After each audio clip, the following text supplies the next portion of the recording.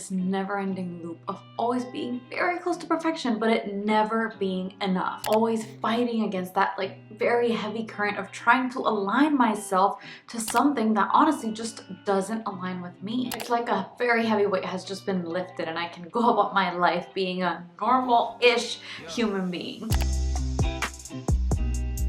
Hi guys, welcome back to Fun Productivity. For those of you who are new, my name is Andrea, and today I honestly just felt like talking to you about these habits, mindsets, changes that I've made in my life that I feel like have finally led me to get a handle on that like chronic anxiety and stress that I think I've been living with for pretty much all of my life. I don't know what it is about these things, but I definitely feel a change, and it's been one that has lasted for a while. So I really wanted to just share with you guys a little bit of the story, where I'm at, what are the things that I did, and how I actually feel like this is really sustainable. And if you're anything like me, maybe these things are something that you can do to finally break free of that perfectionist, overwhelming rat race mindset and just, I don't know, enjoy life a little more. So grab a cup of coffee because this is gonna be a chatty one. For as long as I can remember, I have been obsessed with the topic of optimization, efficiency, being the best version that I can be in every single little thing I do, and just kind of really perfectionism. But it kind of spiraled out of control when I discovered the world of self-help, because I mean, you just start to discover all these things that you could be doing or you should be doing, or how it's going to make your life better, and you get a little bit obsessed with implementing every single thing possible. And very quickly it became a lot more about the things that I was supposed to be doing. The should do this is how you should plan, and you should go about your day, and you should exercise, and you should balance your life, and blah blah blah blah, more than about actually just taking the things that might work for me and actually improving my quality of life and enjoying my life more. And obviously, I'm still super passionate about this topic because I think that there are so many tools out there that can help you get a more joyful life. But it can very easily tip into that toxic mindset of always trying to change yourself and to align to something that just doesn't align with you. Very quickly, life became about strict schedules, arbitrary rules, goals, achievement, performance, and oh, I'm so sick of it. I am so sick of trying to perform every minute of the day. But obviously, when you have been a perfectionist for the majority of your life and you kind of enjoy this content as well, it's very hard to break yourself out of that mindset. You need something external to turn on the light and help you just look at things differently and really just analyze yourself from the outside in to escape that perfectionist mindset. And then I read this book. Let me go get it for you.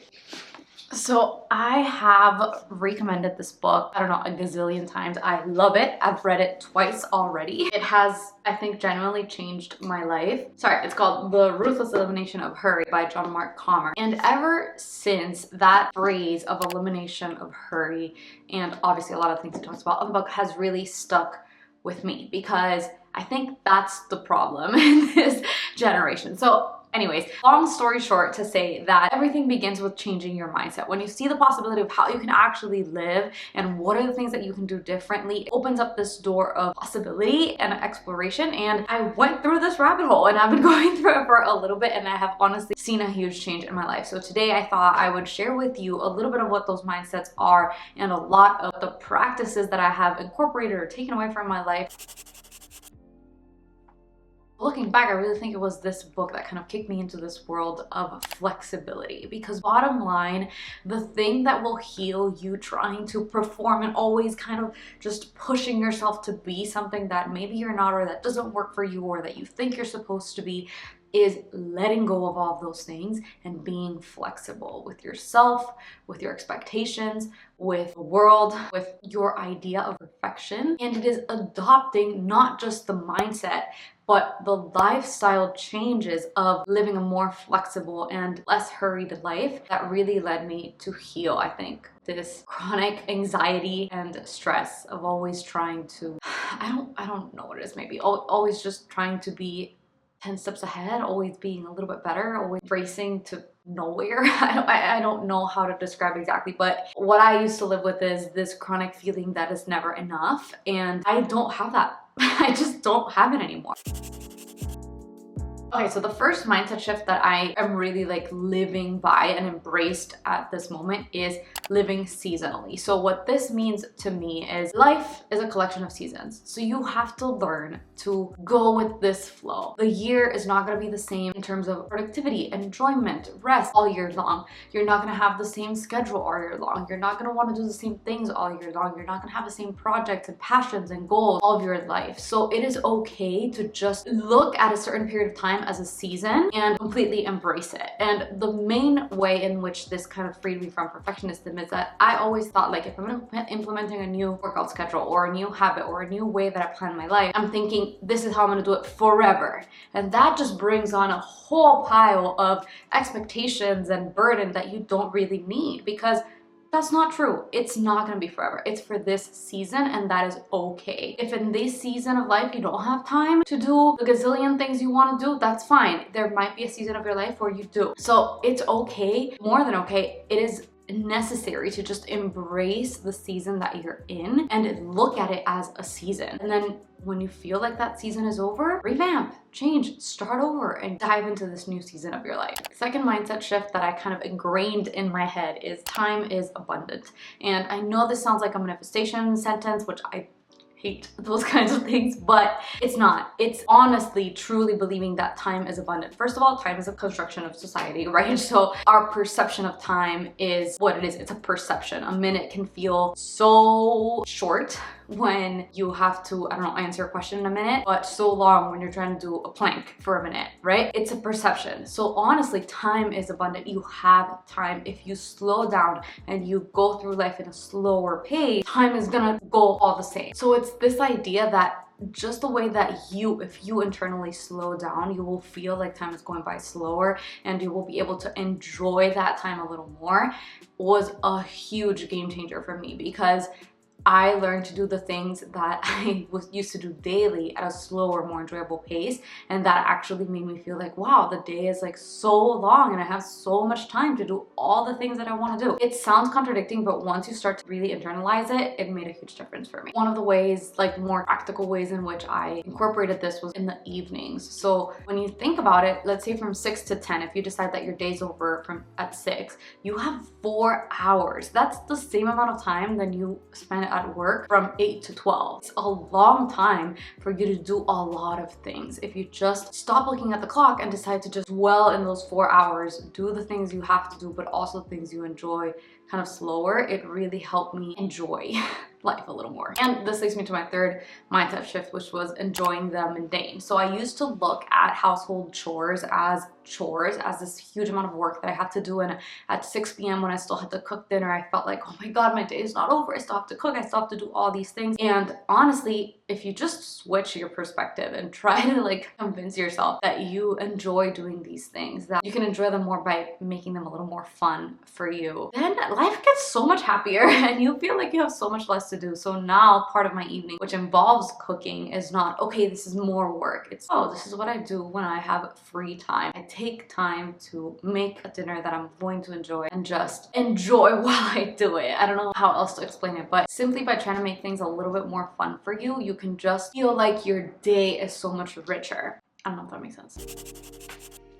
Moving on to the practical changes, because these I think are more applicable. Number one change that I really tried to incorporate is taking care of your basics. So exercise, food, sleep, water, sunlight, all those basics. If you don't take care of these things, you will forever be stressed. You will forever be anxious, because it's how your body runs. If you don't do these things properly, your body is stressed, like physically stressed out, and so you will feel stressed out. This is where you need to begin. Find a way to handle these in your life so that you can then move on to the more challenging stuff like your work and your passions and hobbies and enjoying your life and all that stuff. This is really the cornerstone of eliminating that chronic stress and anxiety that you feel. This one's great if you're a perfectionist. Stop tracking. I used to track every single thing, everything that you could possibly think of. My weight, my water, my steps, my exercise, the amount of tasks that I did, the amount of times I read, like millions of things. Honestly, this is just setting you up for failure. You can't can't do everything in one day all the time. So every time that you feel like you couldn't achieve that ridiculously long extra to-do list of your habits, you feel like a failure and you feel like, again, it's eating away at your perfectionism. Stop looking at it, stop tracking it, and go cold turkey, because I think that's what helped me the most. The only thing I track is my workouts-ish. You'll be fine. Like, you'll be fine if you don't track it, I promise. This one's kind of hard to explain, but it is this idea, and I know not everybody can do this. You do need a little bit of autonomy in your schedule, but it was this idea of implementing rhythms over routines over schedules. Going about your day a little bit more with a to-do list and a little bit more freedom in your day than like calendar blocking, for example. If you struggle a lot with perfection and you don't have a schedule that's dictated by the outside world to you, like classes or meetings or whatever, telling you how your day is supposed to go, and you're self-inflicting that structure, it's likely that you'll kind of go overboard and it'll stress you out that you're not sticking to this self-inflicted schedule that you don't need. So to me, this was, okay, I don't want to focus on at what time I'm supposed to be doing what. I just want to focus on getting the things done. This actually really helped me feel more calm throughout the day, and I actually realized that I achieved either the same or even more because I was just more calm and I wasn't just always stressed out, feeling like, oh my god, it's gonna be 1 o'clock and I have to start and I'm still tired and I still have to eat. And no. I live by this, and this is the reason why I have this channel, which is have a system for everything, because this is going to allow your brain, your subconscious, to actually feel calm. If you know how things are supposed to go, then you don't get stressed out about doing them. So if you know where your to-do lists live, if you know how you function with your calendar and when your appointments are, if you know the process through which you execute a very complicated task, or if you know when you do laundry, when you cook, how you meal plan, like all of these things, the more you have a system for your life that you can rely on, the less your brain has to worry about them and the less anxious and stressed you will feel. So if you're not subscribed already, what are you doing? As I said before, there is a root cause to your chronic stress and anxiety, especially if it's self-inflicted. Mine is perfectionism, and maybe yours is too, but there is a root cause, and you can't fix a root cause with little band-aids that you're putting in terms of habits and practices and little sentences and mindsets that you're gonna stick to. You have to discover what it is, and you have to do the work a little bit to fix that in some way. I mean, habits and practices like the ones I just told you about really help get you there, but you have to put in the work at some point. So the two things that I think were directly helping me fix, heal, work on this whole perfectionism achievement mindset, which I'm going to share with you right now, are the things that allow me to discover all of these habits, discover all of these practices, truly feel calm inside and not just psych myself into feeling calm. I don't know if that makes sense. Anyways, the first one is reading, and the reason why I think this is so important for whatever it is your root cause is, especially if it's perfectionism, is because it shows you a different world. Without reading, I would have never discovered this different way of life. Reading helps you self-discover so much, and it also helps you escape a little bit, and it also helps you see the world from a different perspective. So whatever you do, if you can incorporate reading into your life, I really think it's going to help you. It's like showing a mirror when you're reading, and you kind of see, how does this apply to me, or how does this work in my life? And I think that, first of all, what kickstarted everything was this book. It's backwards. But in reality, I think that it is just such a cornerstone to any problem that you have. It is one of the easiest and best ways to start and to discover a different way of thinking about things. And if you're chronically anxious or stressed, it also allows you to escape your anxious brain and pretend that you're in this happy little world where the book is either set or the book is talking about, and just live there for a little bit. So it really helps you calm your brain down and slow down and really just throw out all of that garbage that is in your head. So anyways, the books that helped me the most with this whole journey have been obviously this one, The Ruthless Elimination of Hurry by John Mark Comer. I also really liked the book that I read called You're Too Good to Feel This Bad by Nate Dallas. That is like a guide for getting your life together, basically really good. I read You Can Heal Your Life by Louise Hay. This one's more on like the affirmation side of things, but that book reads like therapy. I really enjoyed it. There's another one. Oh, Slow Productivity. All of these kind of go with this topic of, you know, chronic stress, anxiety a little bit. So if you need a place to start, you can go there. I know I've been saying perfectionism a lot, but part of the thing that led me to always be stressed and anxious was wanting to be in control, because control controlling my schedule, controlling the things that I do, controlling who I am, how I perform, what are the things that define who I am. It's control. It's wanting to be in control. I have no clue where that comes from. Maybe that's just how I am. All of these practices that I have told you about really help either actually be in control of the things that matter, like your physiology, the basics, water, food, sleep, anything, the systems that you can actually take care of, the processes that are in your life that you have to get done, or release control and just let go of it a little bit. Nothing is going to happen. Actually, yeah, a lot is going to happen. You're going to be a lot less stressed and a lot happier. But at the center of this, and the thing that helped me just overcome this, if I can say that, or be in the process of overcoming this, because you know, it's not linear, is trusting God. Praying and trusting God. In my 2023 end of the year reflections, I wrote, one of the biggest lessons for the year is that I am not in control, and that's a good thing. It's a good thing, because wow, it is too much for a human being to handle being in control of everything.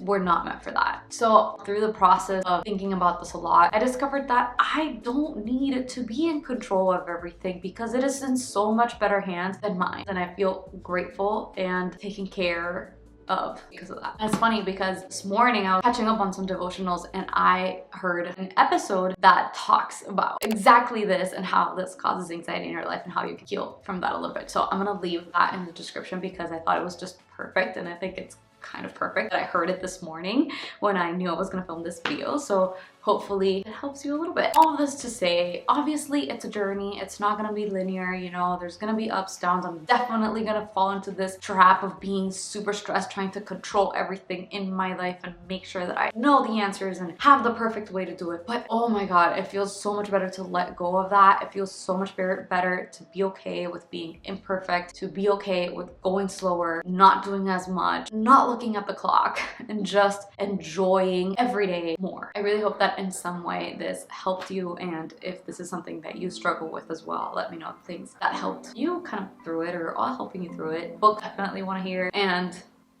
that's it. Thank you guys so much for watching, and I'll see you guys in the next one. Bye.